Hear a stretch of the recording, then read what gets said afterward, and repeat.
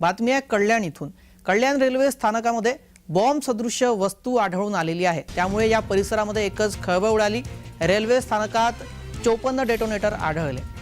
Railway स्थानकामध्ये स्फोटक पदार्थ मिळाल्याने खळबळ उडालेली आहे। हे स्फोटक पदार्थ पोलिसांनी आपल्या ताब्यात घेतलेले आहेत। या संदर्भातला तपास आता पोलीस करत आहेत। मात्र कल्याण रेल्वे स्थानकामध्ये बॉम्ब सदृश ही वस्तू आढळून आल्याने या परिसरामध्ये खळबळ उडाली।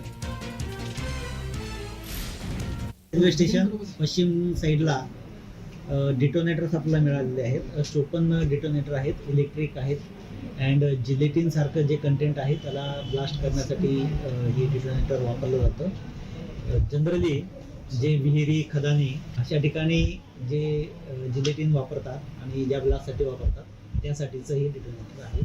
प्रायमरी आपण तसं म्हणू शकतो, कारण हे प्रायमरी एक्सप्लोजिव्ह आहे। या संदर्भात आमचे प्रतिनिधी किशोर पगारे यांनी घेतलेला आढावा आपण पाहूयात।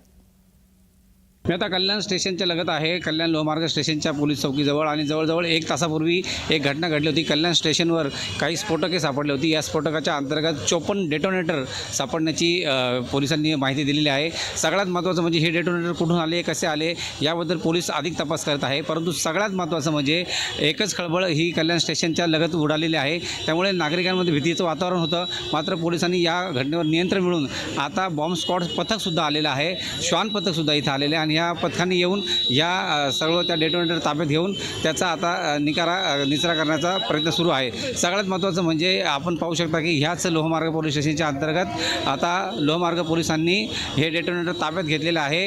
1 नंबर प्लॅटफॉर्मवर हे डेटोनेटर भेटले होते। हे कुठून आले याचा सगळ्यात महत्त्वाचा तपास आता पोलीस कसोशीने घेत आहे, आणि एकंदरीत आता त्यांचा तपास त्या दृष्टिकोनातून सुरू झालेला आहे। कॅमेरामॅन अक्षय शिंदेसह मी किशोर पगारे, जय महाराष्ट्र न्यूज, कल्याण।